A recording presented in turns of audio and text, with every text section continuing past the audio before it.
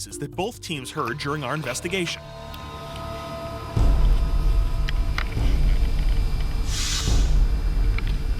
Do you hear that? Yeah, I do hear that. It's like a thumping. What is that? Sounds kind of rhythmic. I wonder what that could be.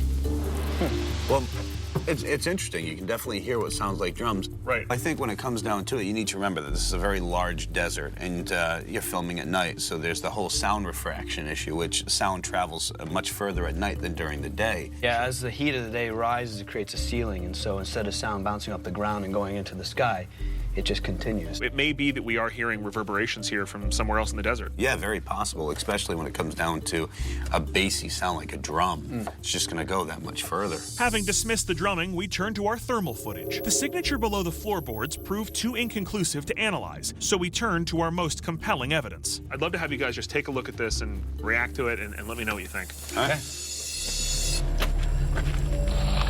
I got it. Clear. Hold on.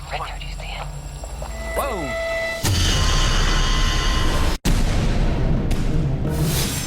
I'd love to have you guys just take a look at this and react to it and let me know what you think. Okay. I got it. Clear. Hold on. Whoa! Holy cow. Rewind back to that. I think the thing that's important to remember here is that we're on top of a mesa with 1,000-foot cliffs. There's nobody up here. We're completely alone. That, to me, is like there's a dude there. Looks like a person. Go frame by frame. So it starts moving, right? Well, you can even see the hands, look. That's wild. It looks like somebody standing there in a robe. And then it just disappears. Yeah, it moves. Turns and disappears. Oh. That's phenomenal. That thermal image would probably be enough to say, yeah, it's got activity. I gotta be honest, I'm jealous of you with that piece of evidence. That's an awesome piece of evidence. Our investigation in the Holy Land left us with conflicting results. On one hand, we were able to debunk the sounds of voices as potent canyon echoes. That's really interesting. And the sounds of drumming were likely just the same. On the other hand, arresting thermal evidence supported a paranormal presence. To those who travel to Masada and climb to its lonely ruins, the power of this place is undeniable. Just be sure to look over your shoulder from time to time. You might be less alone here than you think. I've never been one to make much of a fuss about St. Patrick's Day. After all, my English roots run pretty deep. I don't run around dressed in green, and I certainly don't believe in leprechauns. After all, a fancy little pipe-smoking creature who guards gold and cobbles shoes doesn't exactly smack of reality. But it turns out that belief in the leprechaun dates back thousands of years to Celtic settlers and Viking invaders who described entire races of creatures that once populated ancient Ireland. And then I read something that was truly magically delicious. The European Commission has recently designated an area in Western Ireland as, and I quote, a protected area for the little people. Many Irish citizens believe that the leprechaun is a resident of an unseen realm called the fairy world, made up of biological entities who lurk deep in forests and underground in hidden caves. Sightings date back to time immemorial, but the most recent reports are concentrated in the enchanted hills of County Clare along the western coast. We're all familiar with his depiction in pop culture, but we took our cues from real-life run-ins to come up with this digital interpretation of the leprechaun. Spotted mostly at night in the rural countryside, this aging Irish mini-man is as elusive as he is famous. Standing at a mere 24 inches high, this tiny humanoid creature is distinguished as having long, pointed ears and a deeply weathered face. He's almost always described as having reddish hair and an overgrown beard. Witnesses claim that his greatest defensive asset is his incredible speed, which allows him to move quickly through the overgrown forest and mossy underbrush, making him nearly impossible to track. My team and I packed up our gear and set out to explore the green hills of Ireland in hopes of turning up proof of its most infamous miniature resident. We flew 12 hours from Los Angeles to the city of Dublin, where they call soccer football, a beer is a pint, and you can even bump into a leprechaun right at the airport. I can't believe it. I cannot believe it. I'm here looking for a leprechaun. I flew to Ireland looking for a leprechaun. They found 5. I found 5 in the airport. You're flying to where? London. For what? Okay. Suspicious that these men may not have been actual leprechauns, we loaded our gear into a 4x4 vehicle for the journey ahead. We made our way out of the airport and into the city center, where, even today, the modern world and ancient Ireland are still intertwined. in a maze of Celtic symbols, medieval architecture, and soaring cathedrals. The cobblestone pavement proved to be a challenge for Ryder's luggage. Ryder, how many times have I told you you've got to pack lighter? This is light! And as we walked through Dublin's winding streets, we found the Leprechaun was definitely a part of the commercial landscape. Johnny, Joseph, Jonathan, Joan, Jimmy, Jill, Jeanette, Jason. This is outrageous. You know what, maybe instead just go with Feargal.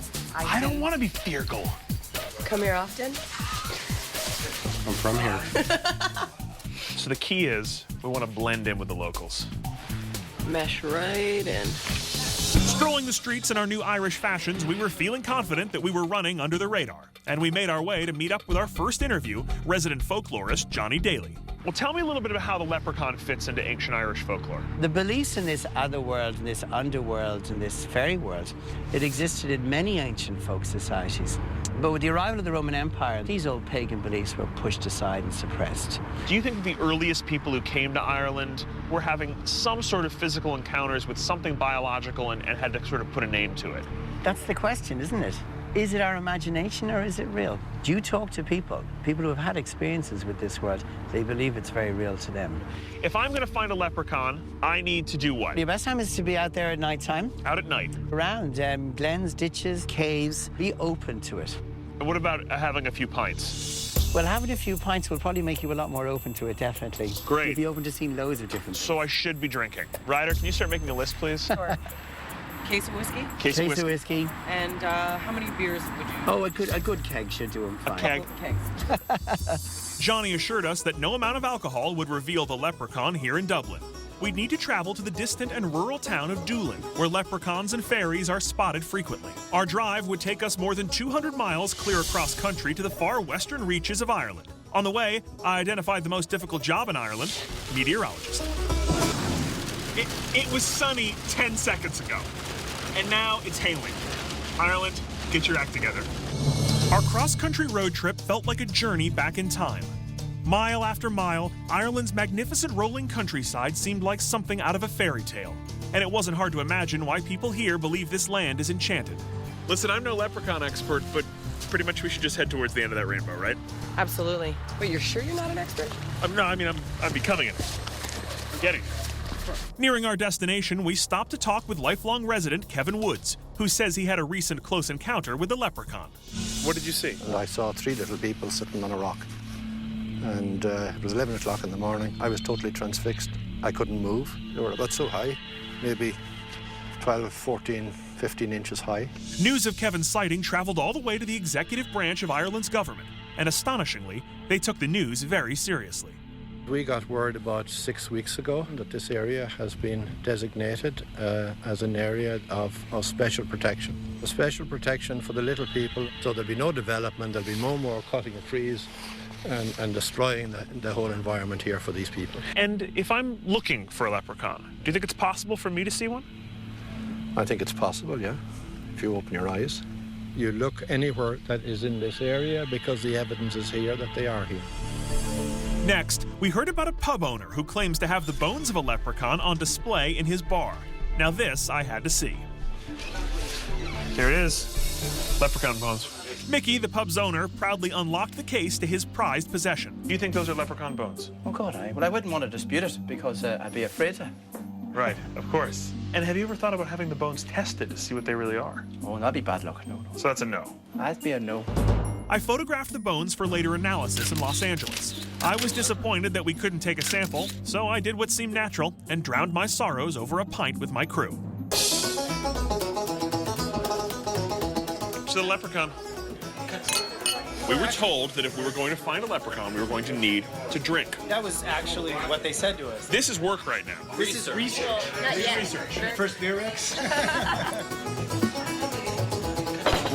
Forgot how fun research was. Research is great. Can we get some more research over here, please? If drinking a pint would help us see the leprechaun, then my team and I were going for a full-on close encounter. Exhausted from our long day of research, we would have to continue our investigation in the morning. After our night on the town, I felt like the leprechaun was cobbling on my head, but we pressed on to the west. After our nearly 2 full days of travel, we arrived at the charming town of Doolin on the west coast of Ireland.